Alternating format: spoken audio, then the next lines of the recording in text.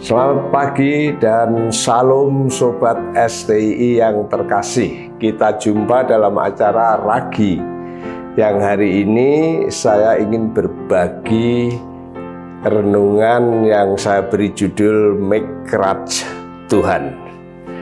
Mikrat yang saya maksudkan adalah sebuah perjalanan Tuhan Yesus dari bumi naik ke surga. Perhatikan di dalam Lukas pasal 24 ayat 51 yang berkata, "Dan ketika ia sedang memberkati mereka, ia berpisah dari mereka dan terangkat ke surga." Sobat STI yang dikasihi Tuhan, peristiwa kenaikan Tuhan adalah puncak dari pelayanan Tuhan Yesus di bumi.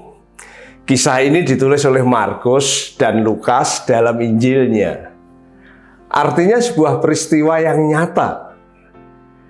Kata atau kalimat yang mengisahkan bukan sekedar rangkaian kata yang tanpa makna, melainkan untaian kata yang melukiskan kenyataan sejarah yang mereka saksikan, yang diceritakan orang-orang kala itu, dan yang sudah diteliti keabsahannya menurut dalil kesahihan oleh Lukas.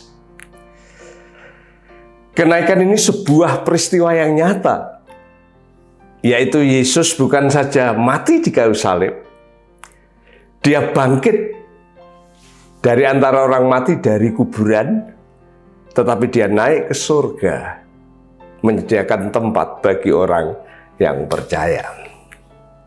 Ketika itu dikatakan bahwa Yesus memberkati murid-muridnya, lalu berpisah dengan mereka. Dia terangkat, dia diangkat, dia dinaikkan ke surga. Artinya ini ada perpisahan yang nyata secara fisik. Yesus tidak lagi bersama-sama dengan muridnya. Ada perpisahan tempat bahwa murid-muridnya di bumi dan Tuhan Yesus mengadakan perjalanan dan naik ke surga. Jadi ada perpisahan yang nyata, tetapi fakta yang tidak boleh diabaikan bahwa sekalipun terpisah secara fisik, tetapi Yesus tetap memberkati murid-muridnya.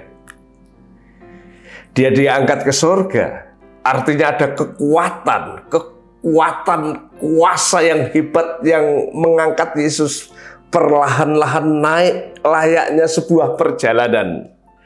Tentunya berjalan kaki yang dapat dilihat, dapat diperhatikan, dan setelah di atas disambut oleh awan yang merupakan representasi dari kehadiran Allah itu sendiri. Jadi Yesus bukan memberkati murid-murid kala itu kemudian tiba-tiba lenyap di atas, kemudian dia berkata, saya sudah di sini. Bukan. Dia melakukan perjalanan, diangkat, dinaikkan pelan-pelan, perlahan-lahan, yang bisa disaksikan, yang bisa diperhatikan, yang bisa diamati oleh murid-murid kala itu. Dan setelah sampai di atas, di langit, disambut oleh awan-awan yang merupakan representasi dari kehadiran Allah itu sendiri. Jadi Yesus naik ke surga disaksikan oleh beberapa orang. Artinya ini tidak dongeng. Ini tidak pula mitos. Ini kesaksian yang nyata. Kesaksian itu dibukukan oleh Lukas dalam konteks ini. Ketika ini ditulis, dibukukan dalam kitab suci, kala itu masih ada saksi-saksi yang hidup. Andai kata kisah ini adalah hoax, sejak awal pasti sudah ditolak. Atau setidaknya tulisan Lukas atau penginjil yang lain, penulis Injil yang lain, sudah tidak laku lagi. Sudah dilupakan orang. Bahkan tidak ada lagi pengikut Yesus. Tapi kenyataannya, ini kisah yang nyata, yang ketika ditulis masih ada saksi-saksi yang hidup, sehingga tulisan ini tulisan yang benar, yang sah, yang menyatakan bahwa Yesus naik ke surga. Ketika Yesus sudah naik ke surga, Dia berjanji akan datang dengan cara yang sama. Kalau kedatangannya yang pertama, Dia menjadi Mesias yang mengampuni dosa, menyediakan keselamatan bagi manusia. Maka kedatangannya yang kedua, Mesias akan menghakimi dan memerintah semua umat. Penghakiman itu menjadikan seseorang untuk menjadi warga kerajaannya atau menjadi musuh, menjadi tawanan yang tentunya dimasukkan dalam hukuman selama-lamanya. Oleh karena itu, percayalah sekarang, Dia menjadi juru selamat saudara dan saya.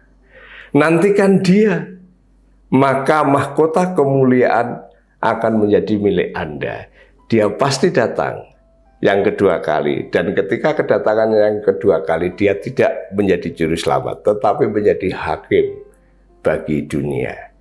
Itu sebabnya saya mengajak, percayalah sekarang supaya kita tidak dihakimi di kemudian hari, tetapi dimasukkan di dalam kerajaannya karena kita bagian dari kerajaannya dan bukan musuh yang harus dihukum. Kiranya Tuhan memberkati saudara dan saya. Mari kita berdoa. Bapa yang baik, kami berterima kasih atas kenyataan yang ditulis oleh Injil-Injil secara khusus berkaitan dengan kenaikan Tuhan ke surga. Kami percaya Tuhan bukan hanya mengampuni dosa kami, Tuhan memberi hidup kepada kami, tapi Tuhan juga menyediakan tempat di surga bagi kami. Makasih kalau kami menjadi bagian dari pemerintahan-Mu. Dan kami berdoa kiranya ada banyak orang yang percaya kepada-Mu. Karena ketika Engkau datang yang kedua kali, Engkau sudah bukan menjadi juru selamat, melainkan menjadi hakim yang adil. Terima kasih Bapa di surga, kami menyerahkan semua ini kepada-Mu di dalam nama Tuhan Yesus. Amin.